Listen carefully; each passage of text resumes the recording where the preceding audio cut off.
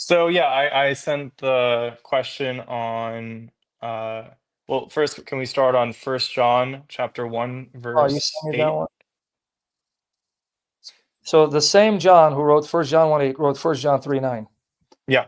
So in a matter of 2 chapters, John contradicts himself. I mean I suppose not, but I just Suppose curious of the not. explanation. Yeah. So that means even though you suppose not, you're not certain because you think John would have contradicted himself in a matter of 2 chapters?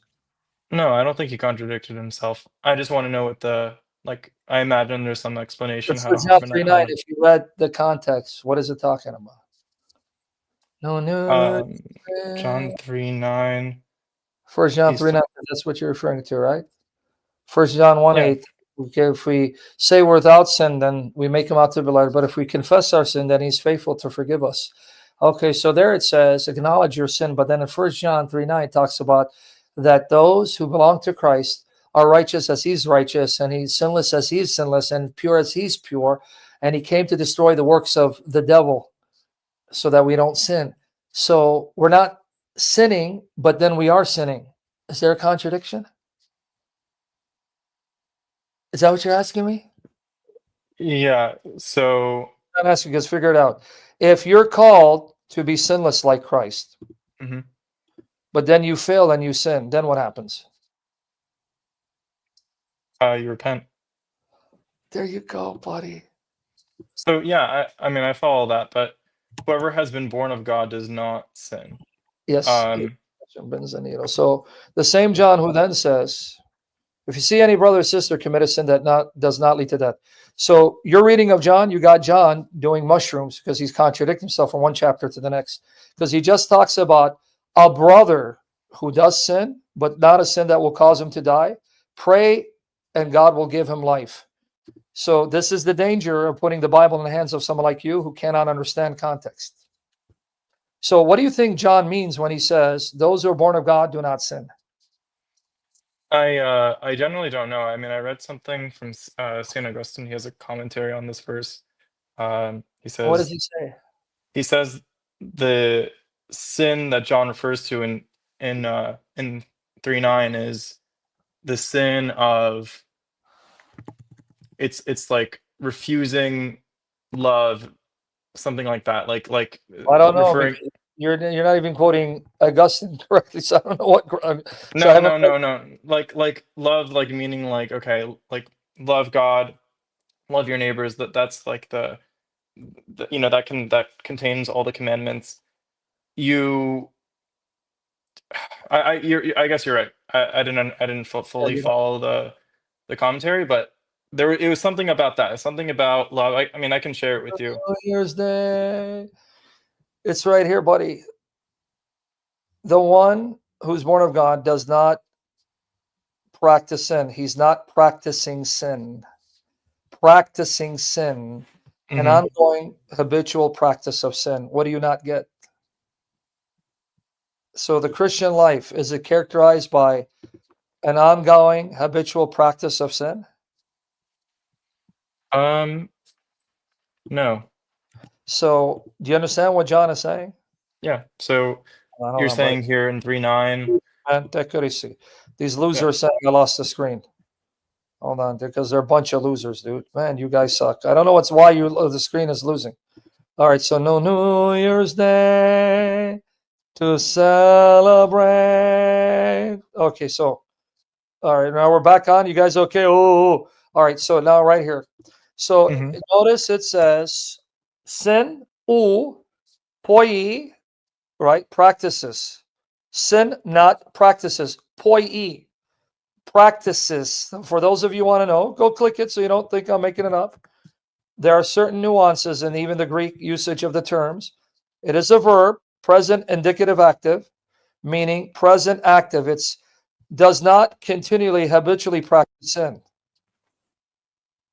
So you understand what John is talking about? He's not talking about that you won't stumble in sin.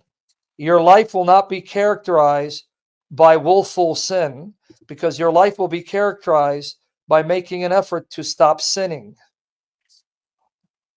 Makes sense. Do you understand? There's Do no problem. yeah. No, no, that makes sense. he cannot sin. So can you look at the Greek also for when it says he cannot sin? It's in the same verse. What is it on the screen? Yeah, right there. Oh, it says continue. It's even more explicit there. Do you see it? And so this just, I'm going to send you to Mike Winger, because notice it says you won't be continuing sinning. In other Mhm. words, continuing sinning means what? You won't be constantly practicing sin. Where's the tension? Because I got to get you out of here. You got to go. You know that. Because I just explained it, but you Okay, got okay. I'm fine. I'm fine to go with that. I have. I you really got, want to like. you got 10 I have another question if you don't mind. you got 10 seconds to explain it to me now, because I went and looked at it, Sure. You're because saying that. point that I just made. Astaghfirullah, these people, man. Poor church, poor state of the church. It's people like this. Okay, explain what I just said. Yeah. You said that here when in John 3:9, he's saying if you are in a state of continually practicing sin, that then you're not born of God. So those who are born of God are not in a state of the continual like pursuit of sin. So will he keep going on sinning, meaning habitual sinning? Because you said, look at the Greek. That's what it's saying. Just even the next line. Mhm. Continue sinning, meaning habitual sinning. Sinning. It doesn't say he won't sin. He won't continually be sinning. So you mean like continual degrading in sin? So what's the So answer now to 1 John 3:9? it means so.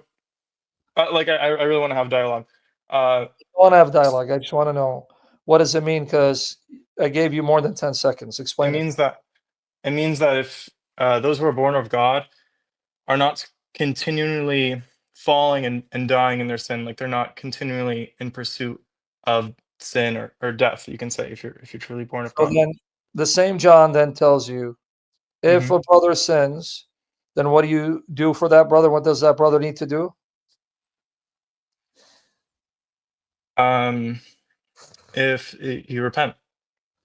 Oh, so where's the tension? I mean that makes sense. No, I'm You happy that forget we the answer figured now? that out. Yeah. What's the other Um, question? so my other question is, do you What? know,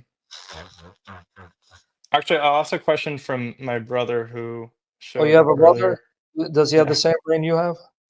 Does he have the same what? Brain you have? We're What probably different nationality, people. what nationality are you guys?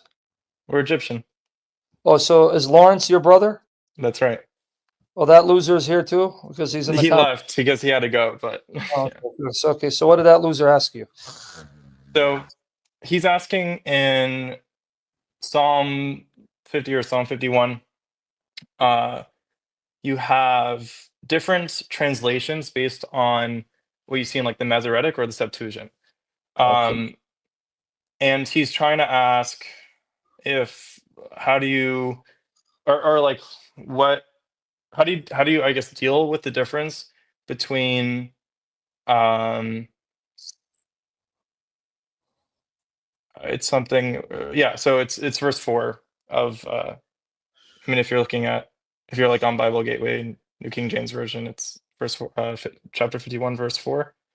Um, you know, that you may be found just when you speak and blameless when you judge. In the Septuagint, that's translated as um, it's blameless when you are judged, or something along those lines. Like, yeah, when you are judged versus when you judge. Um, so he's asking, like, based on your knowledge of Hebrew, Greek, how do you deal with those Oh, differences? I don't even know what you're asking me, bro. You just tortured my brain cells. Hold on. So let's Sorry. see. I have no idea what the hell you just asked, bro, because I don't think you understood. I got to find the Septuagint online. Why is it not working? Damn it. All right. You didn't, did you even give me an accurate rendering of the Septuagint? Astaghfirullah, billah. Yeah, it's like ever seen me a God. Did you quote it accurately, or I got to find it for you now? Yeah, it's definitely along the lines of when Definitely on the lines, but you you don't have the judged. exact translation, right? Here, I'll pull it up now. How old are you and your brother? My brother is 28 and I'm 23. Oh my goodness. All right. How many children does your mother and father have? We're three. Oh We my have goodness. There goes your father and mother's sanity. Poor guys. Are you all boys? no, we have a sister.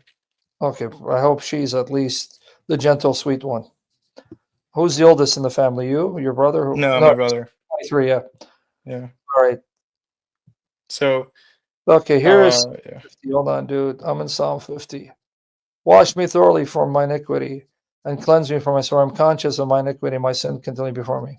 Against thee only have I sinned and done evil before thee, that thou mightest be justified in thy sayings and mightest overcome when thou art judged. Right. Thou might be justified. So, what exactly is the problem? Well, he was asking of like just the explanation of the differences there between the Hebrew I and the don't know Greek. what to explain. They're different because they're different. So, what does he want me to explain exactly? I think that's as far as I understand that how that question can go. We can move on if you want. That's what I'm trying to figure out. What does he want me to explain? They're different because they're different. And there can be a whole host of issues why they're different. Right. The one I issue can think, be that yeah. the translators of the Hebrew into Greek had a different Hebrew text, and then they understood the consonantal text of the Hebrew differently from the later Masoretes, or it can mean they're paraphrasing the Hebrew, because at the end of the day, what it means is that no one can accuse God of judging unrighteously, and that his punishments are undeserved and cruel. The point is, both versions are teaching the same thing.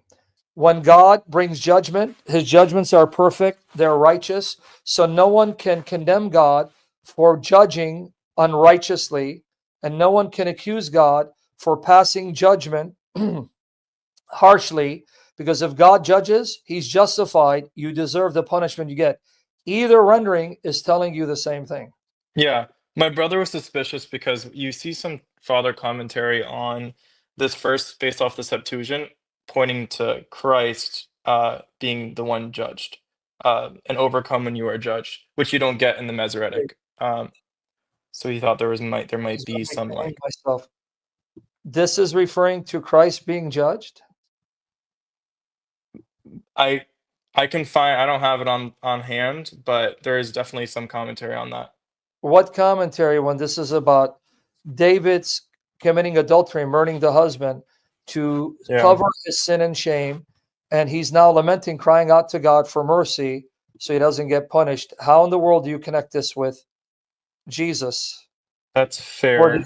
a psalm of David when Nathan the prophet came to him when he had gone to Beersheba. What do you mean that's fair? That's the only meaning. I mean, you definitely have in other Psalms, you definitely have prophecies to Christ.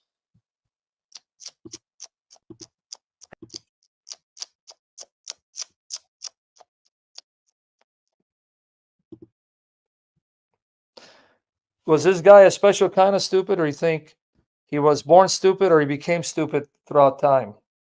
What does other psalms have to do with this psalm? Other psalms are about Christ, so this psalm is about Christ.